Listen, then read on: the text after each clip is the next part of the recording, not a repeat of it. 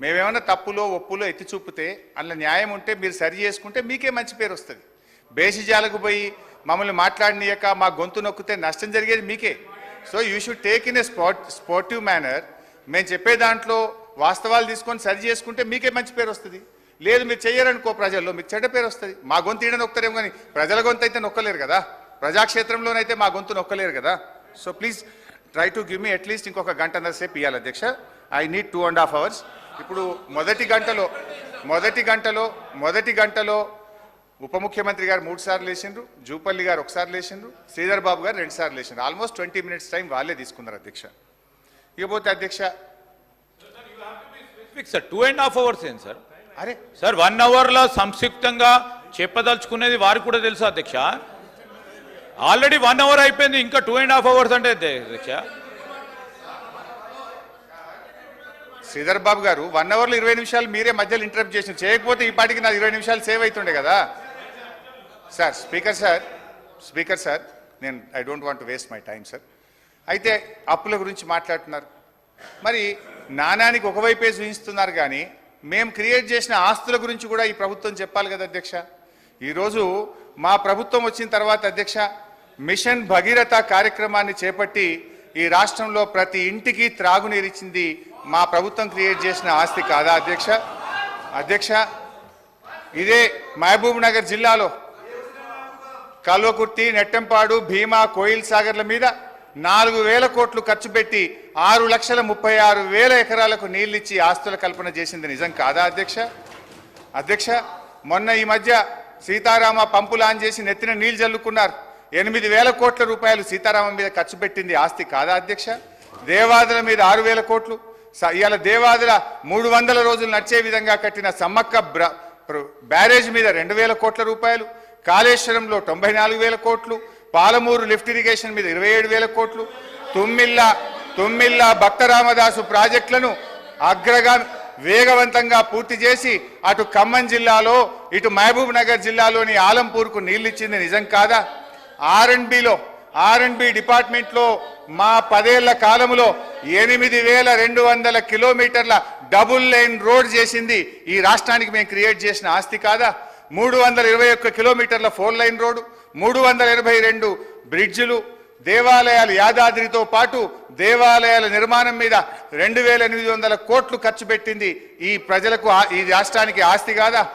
రైతు బంధు మీద 72,000 కోట్లు ఇచ్చాం, రైతు బీమాకు 6,800 కోట్లు, రైతు రుణమాఫీ మీద 28,000 కోట్లు, రైతులకు ఉచిత కరెంటు మీద 61,000 కోట్లు, గొర్రెల పంపిణీకి 5,000 కోట్లు, ఆసరా పెన్షన్లకు 61,000 కోట్లు.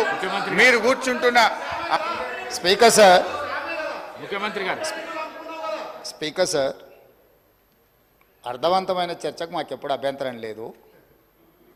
కానీ అబద్ధాల ప్రాతిపదికన ప్రజలు శిక్షించిన తర్వాత కూడా ఇంకా ఇదే ఊకదంపుడు ఉపన్యాసాలతోని ప్రజల్ని మభ్యపెట్టాలని చూస్తే ప్రజలేమో అమాయకులుగా సార్. ఎందుకంటే అసెంబ్లీ ఎన్నికలలో లెక్క తేల్చిరు, ఆ లెక్కతో సరిపోక ఇట్లనే మొదటి శాసనసభ సమావేశాలలో తొండి లెక్కలు అన్నీ చెప్తే పార్లమెంట్లో గుండుసున్నిచ్చారు. అయినా కూడా ఆలోచన మారలేదు, విధానము మారలేదు. ఔటర్ రింగ్ రోడ్డు 159 కిలోమీటర్లు ఆనాడు కాంగ్రెస్ పార్టీ అద్భుతంగా ప్రపంచానికే ఆదర్శంగా ఉండే ఔటర్ రింగ్ రోడ్డును నిర్మిస్తే లక్షల కోట్ల రూపాయల విలువైన ఔటర్ రింగ్ రోడ్డును పల్లి బఠానీలకు అమ్ముకున్నట్టు 7,000 కోట్ల రూపాయలకు అమ్మి తెగనమ్మి గొర్రెల పథకము ఎన్ని గొర్రెలు ఇచ్చిండ్రో ఎన్ని గొర్రెలు ఉన్నాయో ఇవాళ మొత్తం లెక్కలు తేలినాయి. గొర్రెల మీద ఏసీ బోళ్ళు ఊరికి అట్లా మీద ఇట్లా తడిమి చూస్తే ఆల్రెడీ 700 కోట్లు గొర్రెల పేరు మీద దిగమింగినరని చెప్పి ఈరోజు రిపోర్ట్స్ వచ్చినాయి. కేసీఆర్ కిట్టులో ఏం అవినీతి జరిగిందో వారు కోరుకుంటే విచారణకి ఇద్దాం, దాని మీద కూడా పోదాం. ఇదే కాకుండా గొప్ప పథకం అని చెప్పిన బతుకమ్మ చీరలలో జరిగిన అవినీతి మీద కూడా బతుకమ్మ చీరలు చేనేత కార్మికులకు పని కల్పిస్తున్నాం అని చెప్పి సూరత్ వెళ్ళి కిలోల కింద చీరలు తీసుకొచ్చి ఆడబిడ్డల్ని మభ్య పెడితే ఆడబిడ్డలే బయటకు వచ్చి తగులబెట్టిర్రు. అవి ఏడగడుతురు? వ్యవసాయ పొలాలలో పిట్టలను బెదిరించడానికి బతుకమ్మ చీరలు కడుతున్నారు. ఆడబిడ్డలు ఎవరు కట్టుకోలే అధ్యక్ష. అంటే బతుకమ్మ ఒక సెంటిమెంట్ తెలంగాణ ఆడబిడ్డలకు. ఆ సెంటిమెంట్ను కూడా దోపిడీకే ఉపయోగించుకున్నారు. గొర్రెలు మా యాదవ్ సోదరులు అమాయకులు, మంచోళ్ళు, నమ్మితే ప్రాణం ఇచ్చేటోళ్ళు. మా కుర్మ యాదవ్ సోదరులను అడ్డం పెట్టుకొని వందలాది కోట్ల రూపాయలు కొల్లగొట్టి మింగుతే ఇవాళ వాళ్ళ పంపకాలలో పంచాయతీలు వస్తే పోలీస్ స్టేషన్లో వాళ్ళే ఫిర్యాదు చేసుకుంటే ఆ కేసు ఏసీబీ విచారణకు తీసుకుంటే ఇవాళ ఇప్పటికే మీదనే 700 కోట్ల రూపాయలు వచ్చినాయన్నారు. ఇప్పుడు ఈడోళ్ళు వచ్చి కూర్చున్నారు. అదేవిధంగా మొన్నటి వరకు పదే పదే సవాలు విసిరిండ్రు. ఏమని? అసలు కాళేశ్వరం మీద మేము పెట్టిందే 80,000 కోట్లు, కాళేశ్వరం ప్రాజెక్టే 80,000 కోట్లు అయితే 1,00,000 కోట్ల రూపాయల అవినీతి ఎట్లా జరిగింది? రాహుల్ గాంధీ గారు లీడర్ కాదు రీడరు అని ఇట్లాంటి మాటలు వీళ్ళే మాట్లాడారు. ఇప్పుడేమంటుండు? ఇప్పటి వరకు మేము 94,000 కోట్ల రూపాయలు కాళేశ్వరం ఖర్చు పెట్టినామంటున్నాడు. నిన్నటికి నిన్న పోయి చూసిర్రు ఎట్లా కూలిందో, ఇంకేమైనా మిగిలిందా లేదా అని.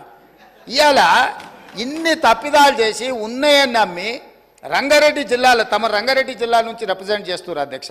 మా మల్రెడ్డి రంగారెడ్డి గారు ఎప్పుడు మొత్తుకుంటుంటారు, అన్నీ మా భూములు అమ్ముకున్నారు, కనీసం మాకు రోడ్లు కూడా వేయలేదు, మా డ్రైనేజ్కి కనీసం మురికి కాలువలు కట్టుకోనికి కూడా నిధులు ఇవ్వలేదు, మా కాలేజీలు కూడా కట్టుకోవడానికి నిధులు ఇవ్వలేదని మా మల్రెడ్డి రంగారెడ్డి గారు అంటుంటారు. ఎన్ని వేల కోట్ల రూపాయల భూములు అమ్మినరో ఇవాళ లెక్క తీద్దాం అధ్యక్ష. ఇవాళ అప్పుల లెక్క ఏదైతే చెప్తుండో అమ్ముకున్న లెక్కలు చెప్తలేడు.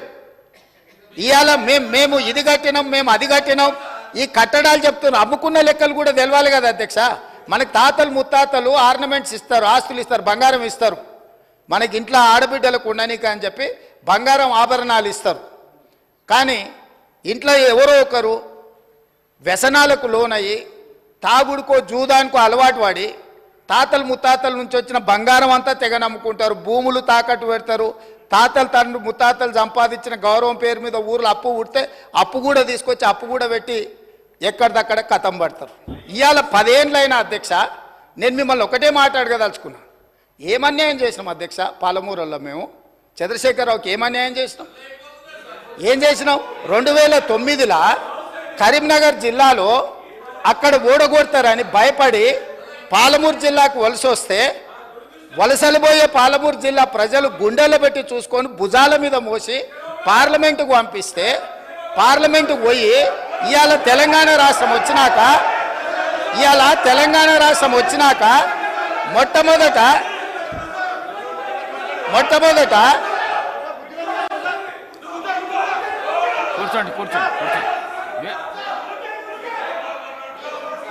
మొట్టమొదట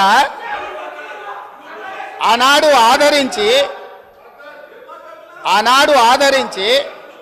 భుజాల మీద మోసి పార్లమెంటుకు పంపిస్తే తెలంగాణ రాష్ట్రం వచ్చిన తర్వాత వచ్చిన తెలంగాణ రాష్ట్రానికి మొట్టమొదటి ముఖ్యమంత్రిగా వారి బాధ్యత ఏంది అధ్యక్ష? పాలమూరు జిల్లా ప్రాజెక్టులు పూర్తి చేయొద్దా అధ్యక్ష? ఈ రోజు కూడా ఉమ్మడి రాష్ట్రంలో ఏ అన్యాయం ఏ నిర్లక్ష్యానికి పాలమూరు జిల్లా గురైందో, మా తట్టపని పారపని వలస బతుకులు ఎట్లున్నాయో బీఆర్ఎస్ పార్టీ అధికారంలోకి వచ్చిన 10 ఏళ్లలో అంతకంటే దారుణంగా తయారైనవి. ఇవాళ 10 ఏళ్ల తెలంగాణ రాష్ట్రంలో కూడా అదే కల్వకుర్తి, భీమా, నెట్టంపాడు, కోయిల్సాగరు, పాలమూరు, రంగారెడ్డి, ఎత్తిపోతల, సంగంబండ, రాజోలి బండ, జూరాల ఏ ప్రాజెక్టు కూడా ఈ 10 సంవత్సరాలలో దాదాపుగా 17.5 లక్షల కోట్లు అప్పులు లెక్కలైతే 20 లక్షల పైన కోట్ల రూపాయలు ఖర్చు పెట్టినా మా పాలమూరు జిల్లా ప్రాజెక్టులు పూర్తి కాకపోవడానికి వీళ్ళ దుర్మార్గం కారణం కాదా? ఈరోజు రంగారెడ్డి జిల్లా ఆనాడు మీరు కానీ అక్కడ కూర్చున్న వాళ్ళు కానీ రాజశేఖర రెడ్డి గారిని ఒప్పించి ప్రాణహితలో ప్రారంభమయ్యే ప్రాజెక్టును చేవెళ్లకు తీసుకొచ్చి చేవెళ్లలో శిలాఫలకం వేపించి చేవెళ్ల ప్రాంతంలో రంగారెడ్డి జిల్లాలో 1000 కోట్ల రూపాయలు ఖర్చు పెట్టిన ప్రాజెక్టులను రంగారెడ్డి జిల్లాను ఎడారిగా మార్చడానికి మెదక్ జిల్లా వరకు నియంత్రించి ఇవాళ 3000 టీఎంసీలు గోదావరి జలాలు సముద్రంలో కలుస్తుంటే సముద్రంలోనైనా గోదావరి జలాలు కలవాలి కానీ చేవెళ్ళకు కానీ వికారాబాద్ కానీ తాండూరు కానీ పరిగికి కానీ కొడంగల్కు కానీ గోదావరి జలాలు ఇవ్వద్దని కుట్ర చేసి ఈ రోజు అక్కడ కూర్చున్నోళ్ళు ఆ ఎల్ల అర్ధాంతరంగా అసంపూర్తిగా ఆపిన పనులను పరిశీలించడానికి మనం పోలేదా అధ్యక్ష? చేవెళ్ల చౌరస్తాలో శిలాపలకం ముందర మనం నిరసన తెలపలేదా అధ్యక్ష? ఏం పాపం చేసింది అధ్యక్ష రంగారెడ్డి జిల్లా? రంగారెడ్డి జిల్లాలో భూములు అమ్ముకుంటారు, రంగారెడ్డి జిల్లాలో ఉన్న ఆస్తులు అమ్ముకుంటారు. ఇవాళ చేవెళ్ల ప్రాజెక్టును మొత్తం నిర్వీర్యం చేసి ఇంకా సిగ్గు లేకుండా ఈడికొచ్చి మేము ఎలుగబెట్టినామని ఇవాళ ఈడికొచ్చి మాటలు చెప్తుండ్రా? కాంగ్రెస్ పార్టీకి పోయినసారి 19 మంది ఎమ్మెల్యేలు ఉంటే 5 మంది 6 మంది అని ఎట్లా లెక్కలు చెప్తాడు అధ్యక్ష? అధ్యక్ష, ఇవాళ తెలంగాణ సమాజం మొన్న జరిగిన శాసనసభ ఎన్నికలలో కాళ్ళు చేతులు ఇరిసేసిండ్రు, అయినా మారకపోతే పార్లమెంట్ ఎన్నికలలో ఉరి తీసిండ్రు. గుండు సున్నా ఇచ్చినాక కూడా బుద్ధి మారకుండా ఇట్లా మాట్లాడు కరెక్ట్ కాదు అధ్యక్ష. విద్యుత్తు మీద కూడా నేను మా మంత్రివర్యులు చెప్తారు, విద్యుత్తులో కేంద్ర ప్రభుత్వాన్ని మేము ఏదో పోరాటాలు చేసినామని తప్పుడు ఒప్పందాలు ఏమేం చేసిండ్రో, మీటర్లు పెట్టడానికి ఒప్పుకున్న అనుమతులు ఏంటో అన్ని లెక్కలు తీసి ఇదే సభలు పెట్టి అడుగుతాము. ఇప్పుడు మీ ద్వారా వారు నిజంగానే చాలా నిజాయితీగా నడుపుంటే నేను ఒక్కటే మాట అడుగుతున్నా, బతుకమ్మ చీరల మీద, కేసీఆర్ కిట్ల మీద, గొర్రెల పంపకాల మీద, ఈ 3 పథకాల మీద మీరు గొప్ప పథకాలు అంటున్నారు కదా, దీని మీద విచారణకు సిద్ధంగా ఉన్నారా? దీని మీద సమాధానం చెప్పండి అని నేను అడుగుతున్నా అధ్యక్ష.